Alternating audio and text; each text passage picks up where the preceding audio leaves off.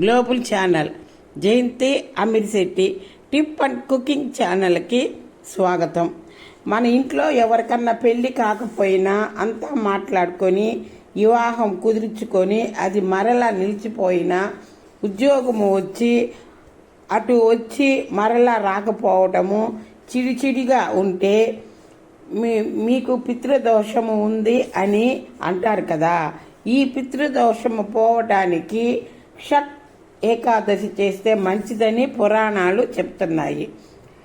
ప్రతి నెలలో 2 ఏకాదశులు వస్తాయి. అలాగే పుష్పమాసము కృష్ణపక్షములో వచ్చే ఏకాదశి తిథి రోజున విష్ణుమూర్తి లక్ష్మీదేవిని పూజించి ఉపవాస దీక్ష పాటిస్తే ఎంతో పుణ్యఫలము లభిస్తుందని పురాణాలు చెప్తున్నాయి.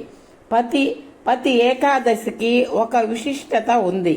పుష్పమాసంలో కృష్ణపక్షంలో వచ్చే ఏకాదశిని షట్ ఏకాదశి, హిమలైక ఏకాదశి, సఫలైక ఏకాదశి, కళ్యాణ ఏకాదశి పిలుస్తారు.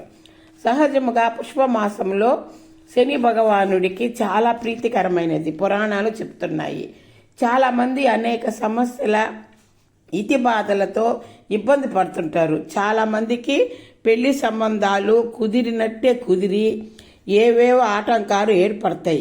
ఇంకా ఎంత కష్టపడినా ఎదుగుదల లేకపోవటము, ఉద్యోగంలో అనేక కష్ట నష్టాలు ఎదుర్కోవటము లాంటివి జరుగుతుంటాయి.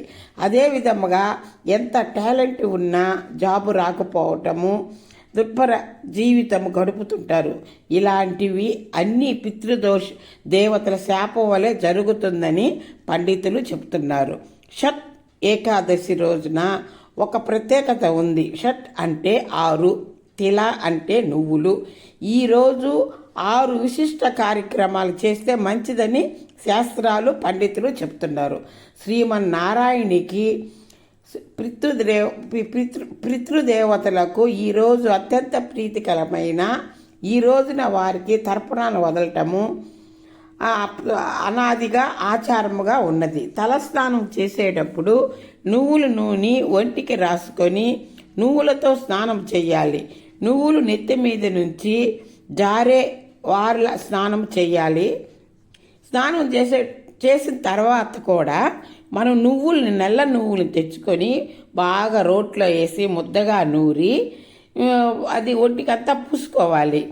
ఎందుకంటే నువ్వుల నూనెతో చేస్తే ఇప్పుడు నలుగులప్పుడు కూడా నువ్వుల నూనెతో పెడతారు కదా. దేనికంటే మన శని అంతా పోతుంది అని అందరి చేత నువ్వుల నూనెతో అంటించి స్నానం చేపిస్తారు కదా. ఇంటిలో తిల హోమము నిర్వహించాలి. నువ్వులతో హోమం నిర్వహించాలంట. పితృదేవతలకు తిలదానాలు చెయ్యాలంట, సమర్పించాలంట. నువ్వులు బొటన వేలుకు కానుకొని ఒక పద్ధతి ప్రకారము నీళ్లతో వదలటము, నువ్వులు కానీ నువ్వుల నూనె కానీ ఒక బ్రాహ్మణునికి దానం ఇస్తే చాలా మంచిది. దానం ఇవ్వాలి. నువ్వులు కలిపిన పిండి వంట భోజనం భుజించటం అంటే బియ్యం ఉడికేటప్పుడు నువ్వులు వేస్తే అది తిలాన్నం అవుతుంది. మనం బియ్యులు పొంగలు చేస్తాం కదా, దాంట్లో కానీ ఈ నువ్వులు కానీ వేసేస్తే దాన్ని అన్నం అంటే నువ్వుల అన్నం అయిపోతుంది.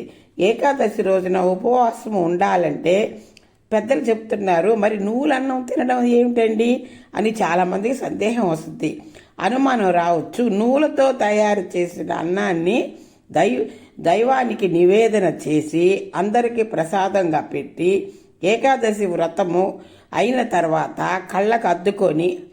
ఏకాదశి వ్రతము కళ్ళకు అద్దుకొని ఆ ప్రసాదాన్ని పక్కన పెట్టి మన ఉపవాసాన్ని ద్వాదశి రోజున పారాయణం తర్వాత దానిని తినాలి. ఈ 6 పనులు పూర్తి చేస్తే శ్రీ మహావిష్ణువుతో పాటు పితృదేవతలు కూడా సంతోషించి శుభ ఫలితం ఆశీర్వదించాలి. ఇలా చేస్తే ఇహం లోహంలో సర్వసుఖాలు, మరణాంతరము మోక్షలోకం ప్రాప్తింపజేస్తుందని పురాణాలు చెప్తున్నాయి. మనము ఇప్పుడు నువ్వుల నూనె ప్రసాదంగా చేస్తాం కదా. అన్నంలో ఉడికేటప్పుడు పొంగలు చేస్తాం. మామూలుగా పొంగలు చేసినప్పుడు నువ్వులు దాంట్లో దాంట్లో వేస్తే అది నువ్వుల అన్నంగా మారిపోద్ది. ప్రతి దానికి మనకి శని పోవాలి అంటే నువ్వులతోనే చెయ్యాలండి. దేవతల కన్నా పితృదేవతల ఆశీర్వాదమే చాలా మటుకు ఉండాలా. లైక్ చేయండి, షేర్ చేయండి,